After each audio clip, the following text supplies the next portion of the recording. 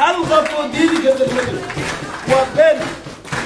والله وحول الربيع والله وحول الربيع مدلود إن أقف صومالي كتبوا بكرة ولجل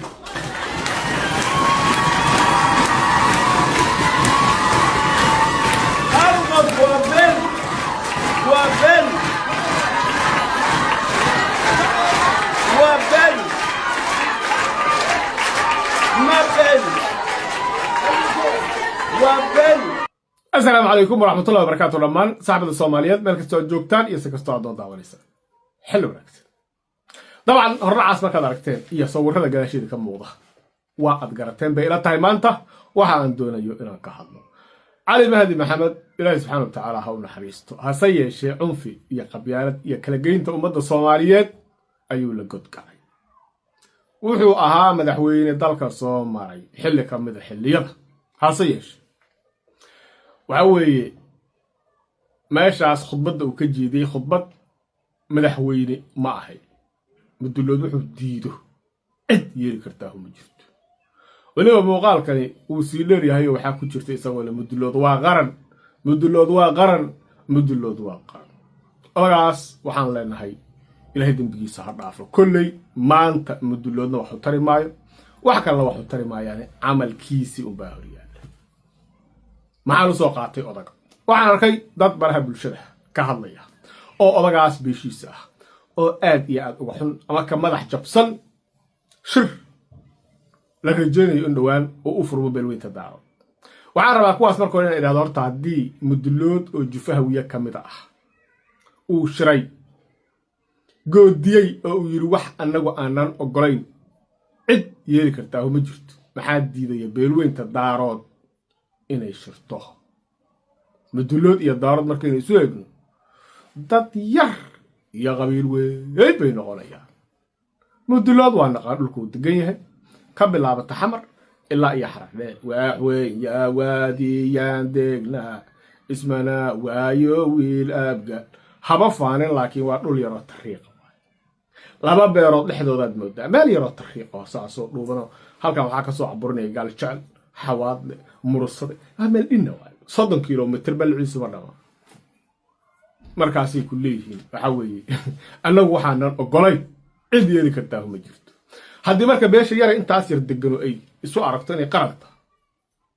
oo muxuu ahayd wax iyadoo aysan ogolayn aysan Soomaaliya ka socon karin daarood Ismaaciil maxaad u malaynaysaa ma jeerteen kaliya ayaa laba goor ka dhul weyn mudlood daaroodna ma jeerteen waxa uu ka yahay waad garanaysaa jufa hoos uu noqonayaa Soomaa waxa weeye marka horta kulanku inuu dhaco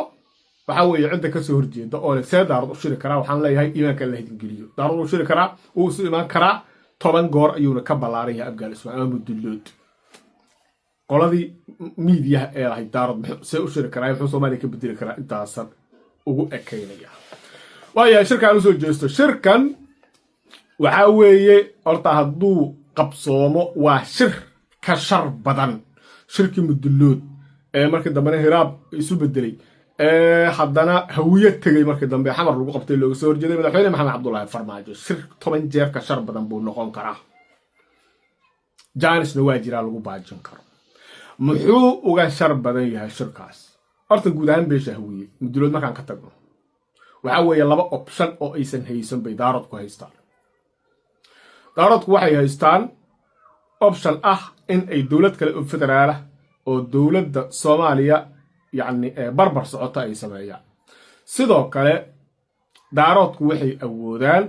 inay dhahaan danaheena ka tarshano Soomaaliya waan ka go'nay labadaas option hawiye ma haysto weligiina ma helibto hawiye uu xanaaqi kara uu caroon kara uu buuqi kara laakiin marka la fiiriyo juqraafikali meesha uu degan yahay dawladda federaalka la dawlad ka garab dhisi karo Soomaaliyan ka go'ayna ma oran karo sidiisaba bartamaha Soomaaliya degan yahay hawiye halka daaroodku Jubbaland marka fiirisna uu Kenya diris leeyahay iyo Ethiopia qayb Ethiopia oo dhinacan maxaatay doolow iyo inta badan ee Kenya qaybta kalena waxa weeye xuduud dheer oo Ethiopia la leeyahay waxa weeye wuxuu awood u leeyahay inuu yiraahdo waxaan ahay dawlad madax bannaan oo waan goostay yani laba dawladood way noqon karaan tusaalaha Jubbaland oo state ah oo yani dawlad madax bannaan ah iyo Puntland oo dowlad madax bannaan ah taas way yeeli karaan waxaa kaloo yeeli karaan inay dowlad parallel process tay aadaan dowladda federaalka magaceeda wadata ay dhisaanna way awoodaan oo ay dhahaan dowladda federaalka ay tan bay ahayd weliba iyaga kaliya noqon maayaane maadaama xaashiq maxamuud wixii ku dhayelay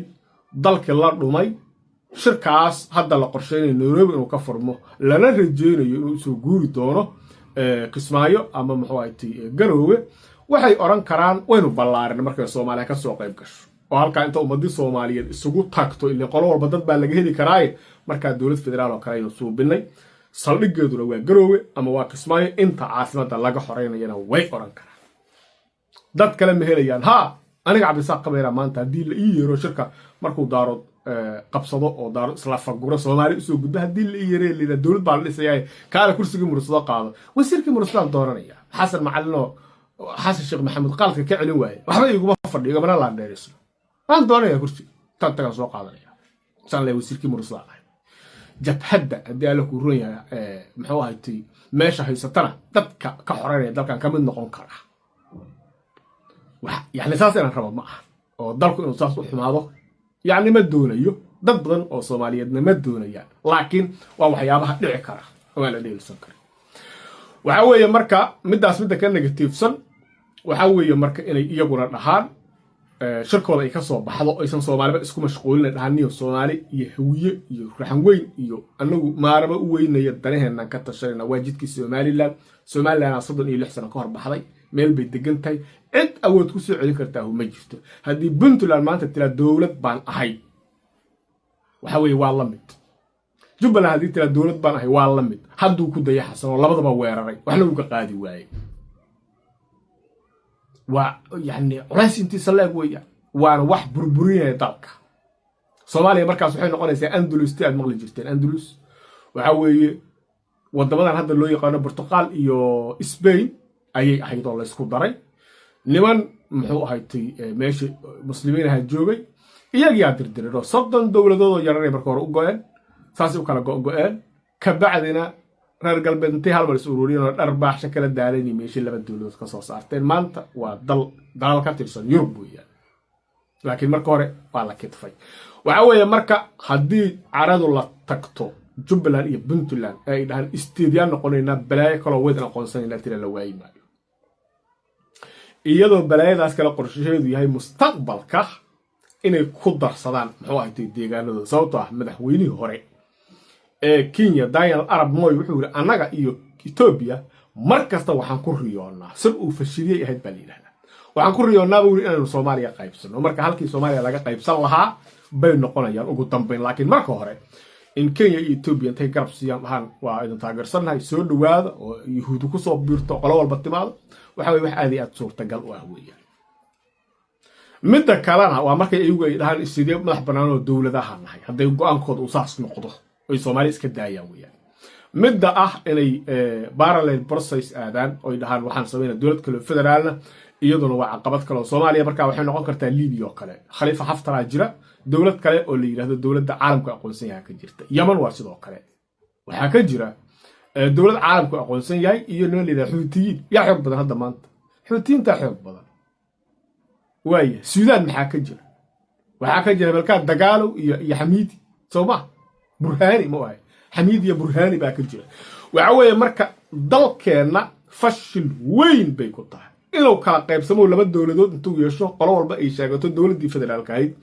adduunkuna intuu ku wareero marka dambe aqoonsiga dawladda federaalku dhumo way keeni kartaa ama dagaalo sokeey intii isu bedesho laba dawladood hardamaaya baa kala soo dhex gasho dib aan isu baabeeno way keeni kartaa waa haday parallel process aada ama mid ka si musiibo badan waxa weeye in iyaguna hadana dhahan waan go'eynaa anagu waa iska tageynaa markaana waxa weeye Kenya Ethiopia iyo waxa kale cadow hijra ay ka faa'iideystaan waxa weeye ala kulli xaal arkaas waa arin halistiisa waa sababta uu iri shirkani uu ka shar badan yahay shirka Midlood hawiye arag kasto aroodo waxa way xogaa xabado uu ridi kara uu muqaawameyn kara laakiin dawladda federaalka oo saldhigeedu yahay magaalada Muqdisho dawlad kama garab dhisi karo waan goosanaya intuu ilaalin cid uu ka go'aamo garanayo cidda markaas in laga go'o ay tahay isaga marka juqraafikali waxa weeye dhibkeedu waa yasriyaha mar walba haddii se wadamo yani beelaha hareeraha xiga sida muxuu ahaatay daaroodka oo jubbaland iyo muxuu ahaatay degan puntland la qancin waayo oo tabashadooda laga jawaabi waayo waxaa weeye dhibaato weyn oo dalkan burburisa ayaa ka imaan karta dad madaxay leeyihiin jirkii mudulood waxaan ogeyn in ay ka qayb galeen 3 madaxweyne oo dalka soo maray oo kala ah Ali Mahdi Maxamed Shariif Sheekh Axmed iyo ninka la yiraahdo Xasan Sheekh Maxamuud ra'iisul wasaarayaal ay ka qayb galeen nimankaasuna madax bay leeyihiin madaxweynayaashii beesha daarood soo maray dalkan waxa weeye mid baa ka nool dabcan waxay ila tahay anigu inta aan ka garanay maxaa Cabdullaahi Farmaajo shirkaas inuu ka qayb gali doonin sababtoo ah uma qalbi xuma sida nimanka muxuu ahaatay ka soo muuqda shirkii mudulood inta aan ka aaminsanahay nin kahan weyn baan u arkaa dambeelid oo markaasi danta guud in la ilaaliyo ay ku weyn tahay laakiin hadduu ka qayb galo hadda tagana cidna ma duri karto 3 madaxweyne isoo ka horreysay ayaa shirkii mudulood ka soo muuqday sidoo kale waxay leeyihiin ra'iisul wasaarayaal badan oo dalka jooga iyaguna ma ka qayb galayaan anagu ma ogin ugu dambeyn waxaan leeyahay Xasan Maxamed Cali Suubow shirkan waxa kalifaya waa adiga jaanis baana jira weli shirkana labadaas waxa ka imaanka negative in parallel process waxa la yiraahdaa oo dowladda federaalka ka suubiya iyagoo gurmad heli doona hawiye iyo cid walba leh iyo digli inflation bale iyo inay dhahan Soomaaliya waan ku daalo weyn hagaag weysi dalal madax banaanaan nahay labaduba Soomaaliya khasaaray ku tahay halka jaanis oo jira waxa weeye Xasanow beesha daarood inaad qalcisid ka toobad keentay raali gelin ka bixisid weeraradii aad ku qaaday ee gardarrada ahaa bahashana dhulka aad iska dhigto oo aad tiraahdo war anigu waan fashilmay bahashi waan wadi waayay dhulkan dhigo waad soo dhexdhigay Soomaaliya tashta ila tiraahdo waa haddaad rajo ka leedahay Soomaaliya haddaadan Soomaaliya rajo ka lahayna waxa weeye de shirweynaha beesha daarood ka soo baxan arki doona weli waxa kale jaanis u sii furan yahay beesha hawiye ee isdabaalinaysa muxuu ahaatay yani dhuuni qaatayaasha wada noqday war waxa yar eed fiirinaysaan sandareerada ah waxa weyn ee aad waayeysaa baa ka muhiimsan ninka waa ma taga walaalkiisa u luqaa leeyri gacanta intaad qabataan Xasanow doontaan ha gidinin naga baxda halku halkaas ku jira imma daarood inuu shuru xaq buu leeyahay barnaamijka inta soo gudbinaya hada وبالله توفيق والسلام عليكم ورحمة الله